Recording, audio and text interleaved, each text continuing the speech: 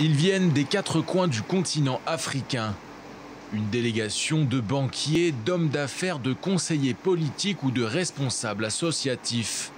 Réunis aujourd'hui dans un kibboutz du nord d'Israël, celui de Magal, pour découvrir ce que l'agriculture israélienne et ses innovations ont de mieux à proposer. Quand vous voulez faire quelque chose, mieux vaut aller apprendre l'exemple de ceux qui savent le mieux le faire. Nous venons ici pour apprendre, je dirais, de l'effort humain et de l'intelligence de l'humain qui a été mis au service du bien-être de l'humain aussi. Un savoir-faire qui s'exporte de plus en plus, en particulier vers l'Afrique. Une aubaine pour Netafim, fournisseur numéro 1 mondial de solutions agricoles. L'Afrique est un marché stratégique puisque 75% des terres inexploitées dans le monde, sur lesquelles on peut produire de l'agriculture, se trouvent en Afrique.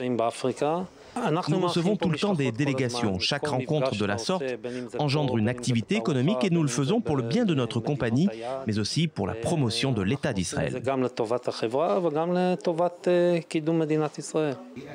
Une rencontre rendue possible par l'EMRC, une ONG qui a pour objectif notamment de contribuer au développement agricole et à l'autosuffisance alimentaire en Afrique. Il y a beaucoup d'exportations de technologies israéliennes dans ces différents domaines agricoles qui sont exportées en Afrique et utilisées.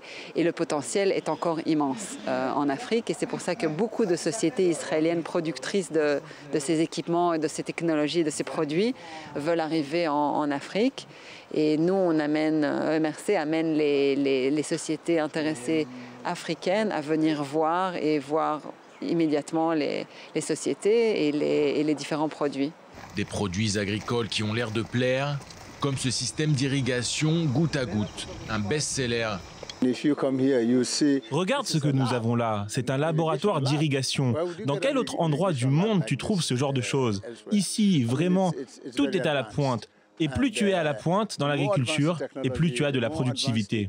Donc je suis ici pour apprendre et voir ce que je peux ramener avec moi de ce super pays afin d'améliorer l'agriculture de mon pays. Chez nous, nous évoluons presque de manière traditionnelle et de manière mécanique.